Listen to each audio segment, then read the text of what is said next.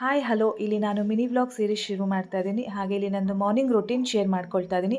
ಬೆಳಗ್ಗೆ ಎದ್ದ ತಕ್ಷಣ ಫ್ರೆಶ್ ಅಪ್ ಆಗಿ ಕಿಚನ್ಗೆ ಎಂಟ್ರಿ, ಗ್ಯಾಸ್ ಸ್ಟವ್ ಹಾಗೆ ಸ್ಲ್ಯಾಬು ಎಲ್ಲ ಒರೆಸ್ಕೊಳ್ತಾ ಇದ್ದೀನಿ.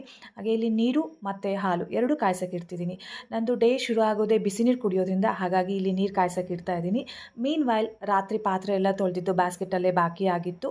ಅದರಿಂದ ಬಟ್ಟೆ ತೊಗೊಂಡು ನೀರೆಲ್ಲ ಹೋಗಲಿ ಅಂತ ಬ್ಯಾಸ್ಕೆಟಲ್ಲಿ ಪಾತ್ರೆ ಎಲ್ಲ ಒರೆಸಿ ಎಲ್ಲೆಲ್ಲಿ ಜಾಗದಲ್ಲಿ ಇಡಬೇಕೋ ಪಾತ್ರೆನೆಲ್ಲ ಆ ಜಾಗದಲ್ಲಿ ಇಟ್ಟು ಅಷ್ಟರೊಳಗೆ ನೀರು ಬಿಸಿ ಆಯಿತು.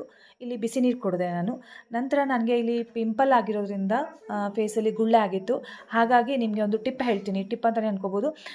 ಕೆಮ್ಮಣ್ಣು, ಗುಳ್ಳೆ ಆಗಿದ್ದ ಜಾಗದಲ್ಲಿ ಕೆಮ್ಮಣ್ಣೆಲ್ಲ ಹಚ್ಕೊಂಡ್ರೆ ಮಾರ್ಕು ಪಿಂಪಲು ಎಲ್ಲ ಹೋಗುತ್ತೆ. ಸ್ವಲ್ಪ ಹೊತ್ತು ಬಿಟ್ಟು ಡ್ರೈ ಆದಮೇಲೆ ವಾಶ್ ಮಾಡಿದ್ರೆ ಒಳ್ಳೆ ಗ್ಲೋ ಬರುತ್ತೆ. Mud therapy is A best therapy ಅಂತ ಹೇಳ್ತಾರಲ್ಲ, ಟ್ರೈ ಮಾಡಿ. ಆ್ಯಂಡ್ ಫೇಸ್ ಗ್ಲೋ ಕಾಣ್ತಿದೆ. ಆ್ಯಂಡ್ ಇವತ್ತಿನ ನಾನು ಟಿಫನ್ನು ಇಡ್ಲಿ ಮಾಡಿದ್ದೆ. ಆ್ಯಂಡ್ ನಾನು ಸಿಗ್ತೀನಿ ನಿಮಗೆ ನೆಕ್ಸ್ಟ್ ಮಿನಿ ವ್ಲಾಗಲ್ಲಿ. ಪ್ಲೀಸ್